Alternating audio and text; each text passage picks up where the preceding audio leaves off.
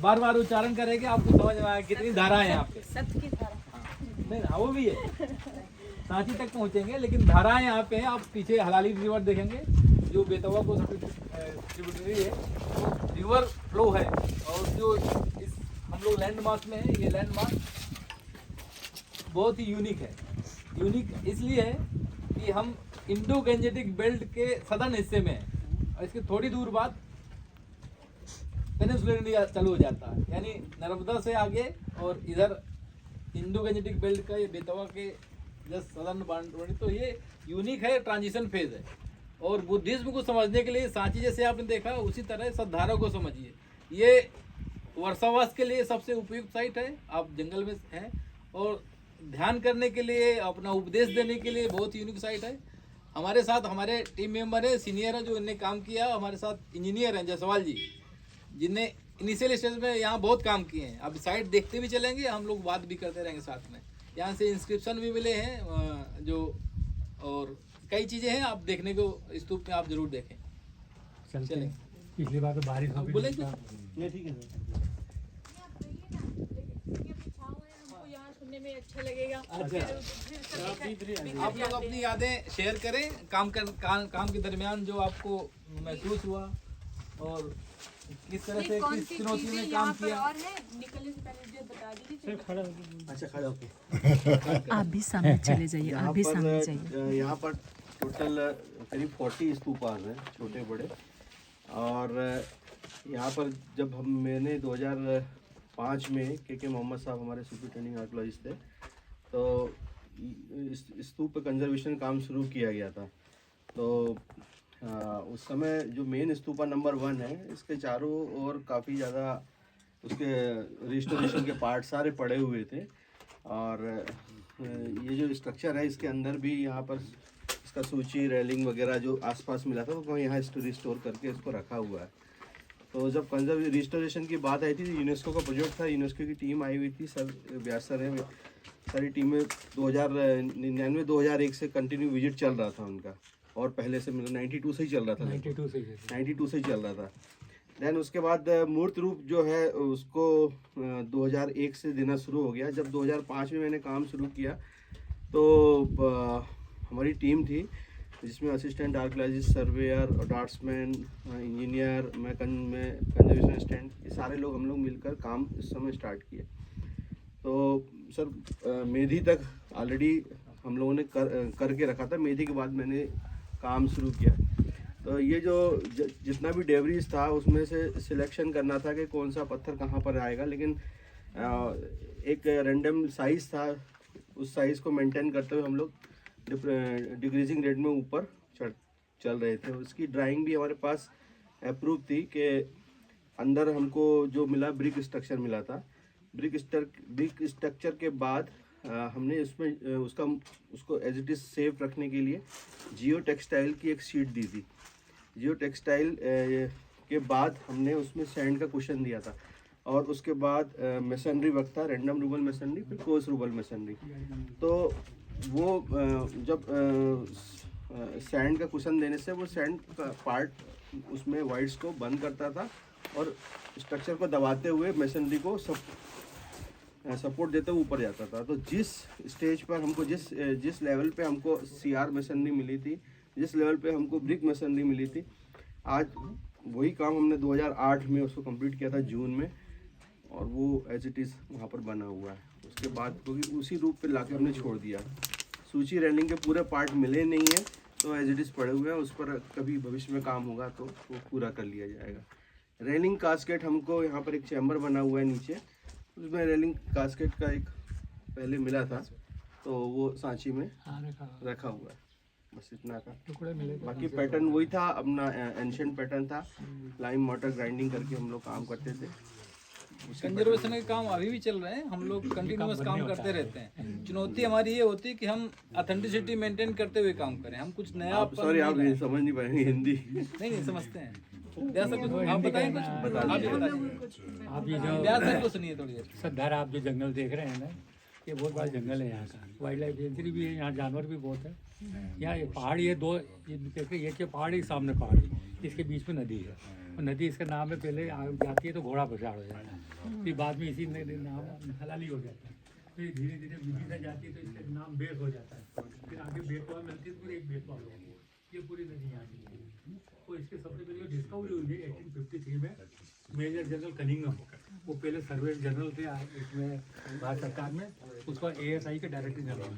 तो 1853 में सबसे पहले उन्होंने इस क्षेत्र को प्रकाशित किया, उनकी पुस्तक है विल्सा टॉप्स, उसमें इसको लिया। उनका ये कहना था कि उन्होंने जितनी जगह देखी आज तक, उसमें सबसे सुंदर जगह उनको ये सद्धारा ही लगी। और यहाँ सद्धारा में क्या है कि जब वहाँ यहाँ उन्होंने पूरे एक्सकविशन वगैरह सब जगह किए थे, तो उनको यहाँ पर कुछ रैली कास्केट मिली थी।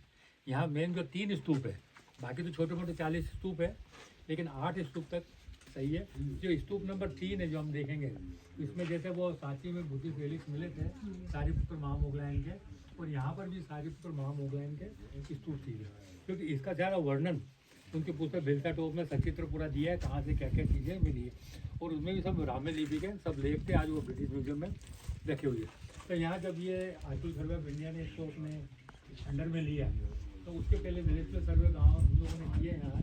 तो सबसे पहले यहाँ पे हम लोगों ने देखे बिल्कुल उजाड़ जंगल था, रेलवे स्टेशन से हम लोग पैदल आते थे यहाँ, पहाड़ पहाड़ पहाड़। उसके बाद जब काम शुरू हुआ तो मेन रोड से करीब 7 किलोमीटर यहाँ, तो डेली सुबह हम 7 किलोमीटर आते हैं और 7 किलोमीटर चलते हैं सुबह से। उन्होंने काम किया उस समय भी कोई रास्ता नहीं था, कोई रास्ता नहीं था, ये तो अब बने हैं यहाँ। तो यहाँ पे धीरे धीरे जो हम मिलते पीछे भागते थे। यहाँ के जो पहले जो आर्कियोलॉजी से जैसे एक सर सोलर वाला आया था, सोलर प्लेट लगी थी, वो उसके पीछे ओके ओके वो डॉक्टर RC अग्रवाल जहाँ सबसे पहले उन्होंने काम शुरू किया, उनके मदद से यहाँ पे यूनेस्को प्रोजेक्ट बना 10 साल का।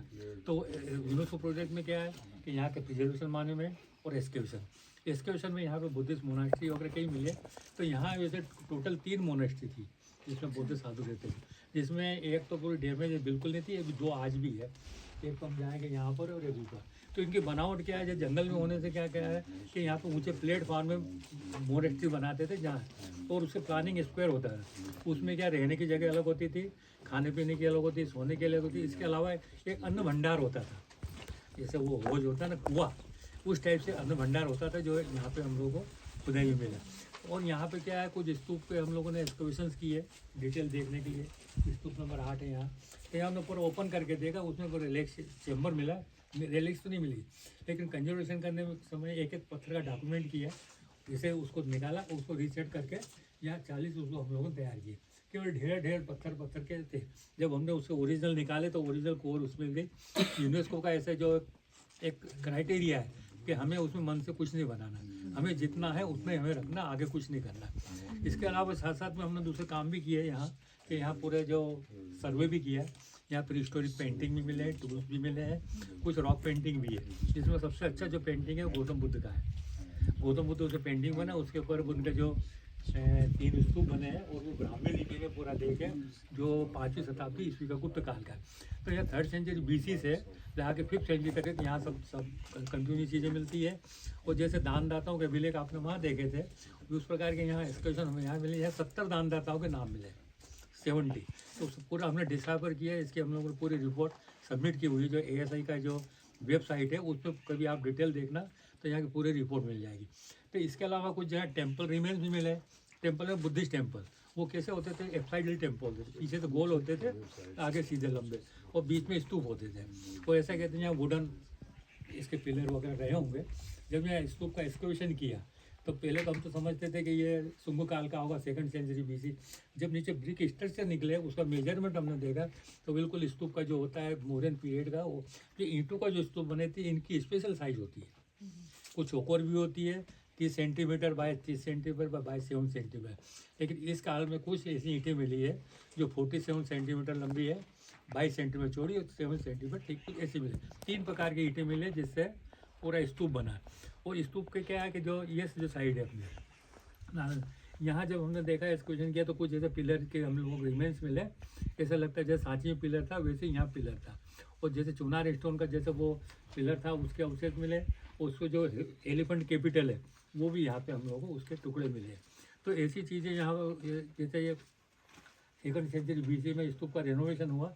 उसके पहले जब मौर्य काल 3rd सेंचुरी BC में यहाँ पे कुछ मोनेस्ट्री ऐसी मिली है, उसको देखने से पता चला कि सम्राट अशोक के समय में कुछ यहाँ बहुत भिक्षु रहते थे। कारण क्या, उनके मकान का पूरा प्लान मिला है, साथ साथ में उसमें कुछ कॉइन्स मिले हैं, सिक्के।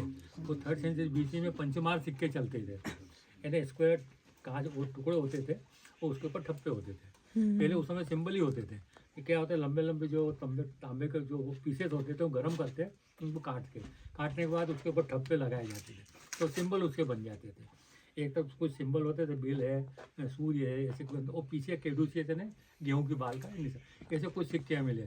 और मौर्यन पीरियड को कंफर्म करने के लिए उस समय जो मिट्टी के बर्तन चलते थे उसके टुकड़े यहाँ मिले, जिसको हम आर्कियोलॉजी भाषा में नॉर्दर्न पॉलिश ब्लैक वेयर भी कहते हैं। है ना, जो मिट्टी के होते उनके ऊपर काले रंग की पॉलिश की हुई है, चमकदार। आज ये टूट तो गए, लेकिन ऐसा लग रहा है जैसे कोई जैसे चमकीले बर्तन जैसे आज भी नहीं मिलते, ऐसे उस समय के यहाँ बर्तन मिलते थे। इस प्रकार की चीज़ें यहाँ मिली है।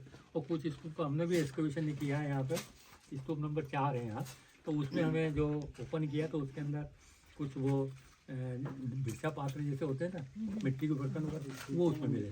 क्योंकि स्तूप जो बनाए जाते हैं, इनके जो आर्किटेक्चर होता है, एक तो जो मेधी जैसे होता है, गोल सर्कल में मेधी होती है जैसे प्लेटफॉर्म देते हैं, उसके अंडाकार भाग होता है स्तूप का, उसके अंदर एक छोटा चेम्बर होता है, उसमें अस्थियाँ रखी जाती थी और नाम लिखे जाते थे कांच के ऊपर किस किस की है। तो यहाँ पे सब वो कुछ चीज़ें ऐसी मिली। उसके बाद उसके ऊपर जो एक रेलिंग होती छत के ऊपर, उसको हर्मिका कहते हैं। हर्मिका के चारों तरफ रेलिंग और बीच में एक होती है छत्र के पिलर को यष्टि बोलते हैं, और ऊपर जो छतरी होती है 3, वो छत्रावली कहते हैं। अब यहाँ पे जो छत्रावली के जो टुकड़े मिले 3 तरह के, तो समझो कि 3 छत्र वहाँ लगे थे, और उन छत्र के अंदर छोटे छोटे गड्ढे थे। गड्ढे इसलिए होते थे कि उसमें वो फ्लैग वगैरह लटकाने के लिए, क्योंकि इसलिए हम बोलते हैं कि यहाँ कोई पेंटिंग मिले, उसमें इस टाइप की पेंटिंग मिले जिसमें वो छतरियाँ बनी हुई हैं और उसमें वो धागे लगे हुए, झंडे लगे, तो उसको इसमें कंफर्म किया। तो इस प्रकार की चीज़ें यहाँ हम लोगों को ज़्यादा मिली है। और ये जो आप मेन स्तूप देखेंगे यहाँ, उसका कम से कम 30 से 40 मीटर लंबा प्लेटफॉर्म है, और कुछ हाइट भी अच्छी है, और उसके ऊपर वो स्तूप बना है। क्योंकि पूरा ये पहाड़ी स्लोप होने के कारण क्या, स्लोप को लेवल करने के लिए प्लेटफॉर्म बनाया है। प्लेटफॉर्म के बाद में स्तूप बना है, ये अंदर प्रदक्षिणा पर। जैसे सांची में जैसे स्तूप है उस टाइप को तो नहीं है, लेकिन यहाँ रेलिंग वगैरह मिले, गेटवेज भी थे वो भी मिले, और लोटस ड्राइंग वगैरह मिली इसके। लेकिन वो जो तोरण जैसे बनते हैं वैसे यहाँ नहीं बने, क्योंकि क्या है, तो मेन हाईवे से अंदर की तरफ था। ये क्या था कि जो नेशनल हाईवे था पुराने समय में, आज से अशोक के समय या उसके पहले, तो उज्जैन, आपने नाम सुना उज्जैन, और उधर जो हैदराबाद, वो दक्षिण पथ कहते थे उसको, वो मार्ग यहाँ से भोपाल के पास से होता हुआ सद्धारा के साथ से होते हुए सांची जाता था। वो सांची से विदिशा से आगे एरण जाता था, एरण से कौशाम्बी होकर मगध जाता था। ये नेशनल हाईवे था, और व्यापारिक केंद्र भी था। दक्षिण से सारा व्यापारिक इधर होता था, इधर हाथी दांत का होता था, आगे कपड़े का होता था, इस प्रकार के व्यापार ये चलते। तो ये रूट थोड़ा ज़रा अलग होने से तो ये ज़्यादा चला नहीं, यानी 30वीं शताब्दी ईसा पूर्व से 5वीं शताब्दी तक ये वो, उसके बाद में एमेंडमेंट हो गया, जबकि सांची 12वीं शताब्दी तक चलता है। ये यहाँ का है। अब चाहे तो हम थोड़ा